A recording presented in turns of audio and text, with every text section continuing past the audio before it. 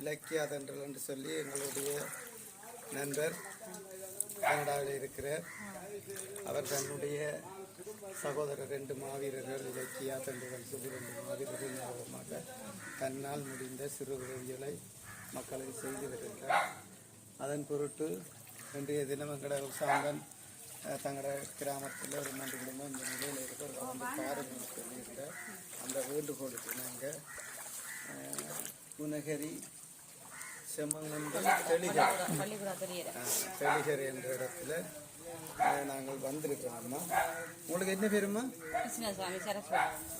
சரஸ்வதி. எங்களால் முடிந்த ஒரு சிறிய உதவியம்மா தான். அதாவது இங்கே பார்ப்போம்.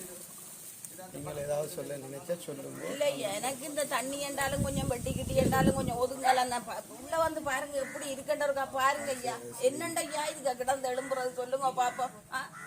ஏன் இப்படி செய்யறாங்கன்னு தெரிய மாட்டேன். கொஞ்சம் வேண்டாலும் வந்து பார்க்கலாம் தானே. பார்த்து இறங்கி வாரீங்க இல்லை, அதுல நின்று பார்த்து போட்டு எடுத்துட்டு போறீங்க. ஆறுமே செய்யறாங்க அதையும் செய்ய விடுறீங்க. என்ன ஜிஎஸ் மாதிரி சொல்லுங்க பாப்பா. இந்த சாமான் இதை கொடுத்தான்னு சொல்லிட்டு தெரியுறாங்களா? நான் சொன்னேன் தூக்கிட்ட எறிஞ்சு விடுறேன், ஏஜியோசில் விட்ட எறிஞ்சு விடுறேன். வேண்டாமே நாங்கள் அப்படி எனக்கு சாமான் ஒன்றும் வேணாம்னு தான் சொன்னேன். நாங்கள் உழைச்சி சாப்பிடுவோம். மிக விரைவில் நாளைக்கோ நாளண்டைக்கோ நாங்கள் இந்த தண்ணியை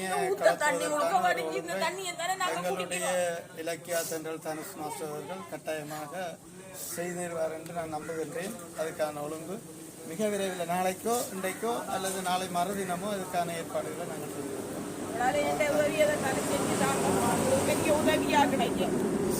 ஓகேம்மா, நன்றியம்மா. வாரம்மா.